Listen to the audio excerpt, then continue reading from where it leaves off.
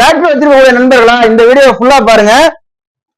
இது வந்து பாத்தீங்கன்னா ஒரு டிராக்டர்ல வரக்கூடிய ரியர் வீலோட டிஸ்க்குங்க. இந்த டிஸ்க்ல என்ன பிரச்சனை வரும்னு பாத்தீங்கன்னா, இந்த போல்ட் போடுறீங்களா, இந்த போல்ட் ரியர் வீல் போல்ட் போடுற இடத்துல பாத்தீங்கன்னா ஒரு ஓட்டையில இருந்து அடுத்த ஓட்டைக்கு கிராக் ஆயிருக்கு பாருங்க. நான் வெல்டிங் பண்ணிருக்கேன்.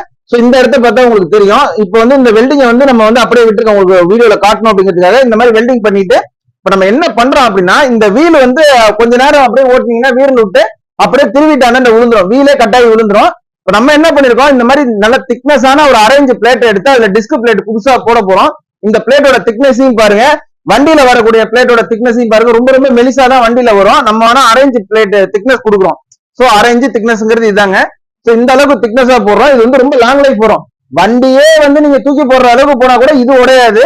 இந்த மாதிரி வந்து ஹோல்ஸ் கிராக் ஆகிறதுக்கான காரணம் என்னன்னு பாத்தீங்கன்னா, ரியர் டிஸ்க் பிளேட்டோட போல்ட் நட் இருக்கு இல்லையா, ஒரு 8 போல்ட் நட் வரும் இல்லையா, சோ அதை வந்து நம்ம டைட் வைக்கிறது இல்ல, அதனாலதான் வந்து இந்த மாதிரி ஆகுது.